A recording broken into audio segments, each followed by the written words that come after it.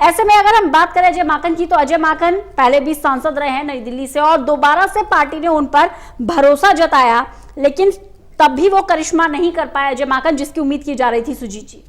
देखिए, बिल्कुल अजय माकन दिल्ली कांग्रेस के अध्यक्ष रह चुके हैं, केंद्र में मंत्री रह चुके हैं, राज्य सरकार में मंत्री रहे हैं, तो उनका दिल्ली में काफ़ी अहम रोल रहा है दिल्ली की राजनीति में और ख़ास तौर से कांग्रेस पार्टी में। लेकिन जो एग्जिट पोल में अनुमान दिख रहा है उसके अनुसार लगता है कि वो कहीं ना कहीं मीनाक्षी लेखी से काफ़ी पीछे रह गए हैं। और मीनाक्षी लेखी का भी आपने देखा होगा कि बीजेपी में ये माना जा रहा था कि हो सकता है जो 3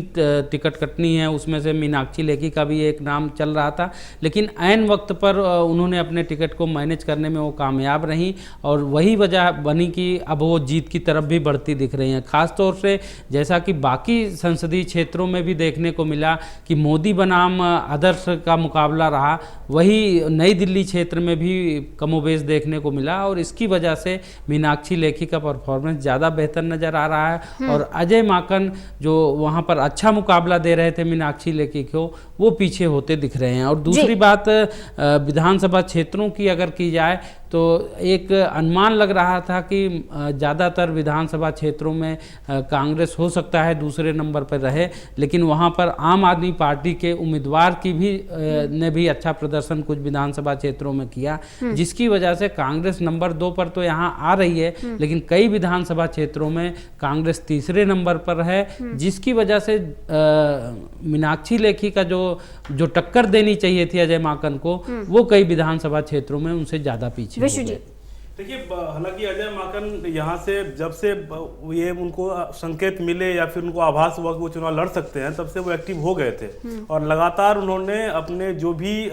कार्यकर्ता जो बिल्कुल सुसुप्तावस्था में चले गए थे उनको जगाने की कोशिश की, काफ़ी निचले स्तर पर जाकर बैठकें की और जो संगठन उन्होंने अपने प्रदेश अध्यक्ष रहते हुए बनाया था उसको लेकर के ही वो काफ़ी आगे बढ़े। लेकिन खास बात यह कि ब्रजेश गोयल, मैं आम आदमी पार्टी के उम्मीदवार की बात अब कर रहा हूँ, जो कि वो नई दिल्ली संसदीय क्षेत्र है, यहाँ से नई दिल्ली से आम आदमी पार्टी के संयोजक दिल्ली के मुख्यमंत्री अरविंद केजरीवाल विधायक हैं, वो वहां पर असर डालने में नाकाम रहे। यानी ये एक बड़ा फैक्टर है कि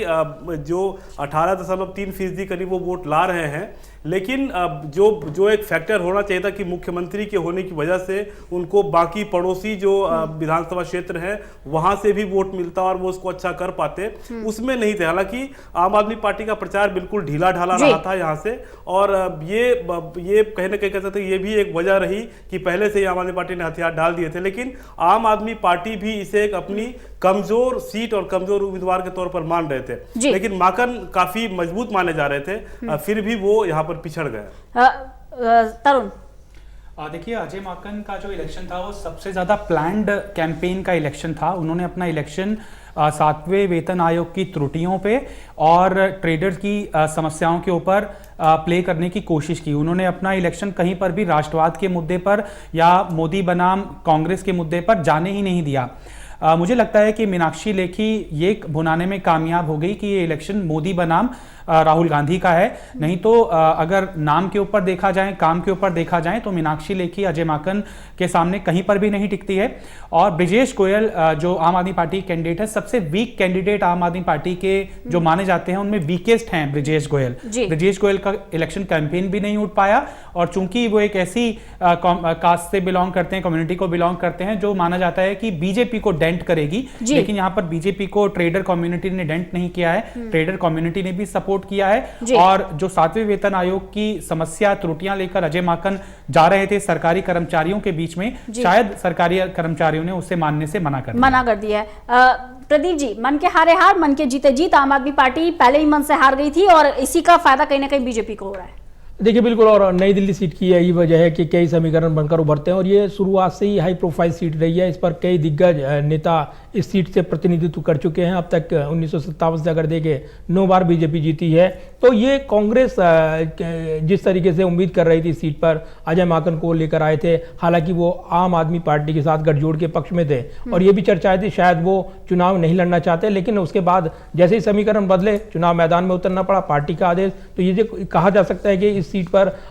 त्रिकोणीय मुकाबला जैसे ही बनकर उभरा, उसके बाद कांग्रेस पार्टी मुकाबले से बाहर होती नजर आ रही थी, लेकिन अपने बलबूते अच्छा प्रदर्शन किया है अजय माकन ने, ये कहा जा रहा है। और जिस तरीके से उन्होंने वोट बटोरा है 25% से ज्यादा, ये समीकरण बताता है कि कहीं ना कहीं अपने पर्सनल इमेज के चलते उनकी साफ सुथरी इमेज है, और इसके अलावा भी उनके जो कॉन्टेक्ट्स हैं उस सीट को लेकर, वो जो चुनाव पहले भी लड़ते रहे हैं, जीते भी हैं, तो ये जरूर है कि इस पर वो थोड़ा अपनी छाप छोड़ने में कामयाब रहे हैं। दूसरी अगर बात करें इस सीट पर जो उम्मीद कर रही थी बीजेपी, चूंकि ये ऐसी सीट मानी जा रही थी जहां पर बीजेपी कोई चौंकाने वाला उम्मीदवार देगी, ये चर्चाएं थी। गौतम गंभीर आ सकते हैं, इस तरह की चर्चाएं थी। मीनाक्षी लेखी आ गई और वजह बताई गई क्योंकि उन्होंने एक अर्जी लगाई थी, चौकीदार वाला जो कंट्रोवर्सी चल रहा था, और वो शायद यही वजह है कि बीजेपी को ऐन वक्त पर परिवर्तन करना पड़ा। मीनाक्षी लेखी का टिकट बरकरार रहा और फिर गौतम गंभीर चले गए पूर्वी दिल्ली, जहां से टिकट काट दिया गया महेशगिरी का। तो ये कह सकते हैं कि नई दिल्ली सीट पर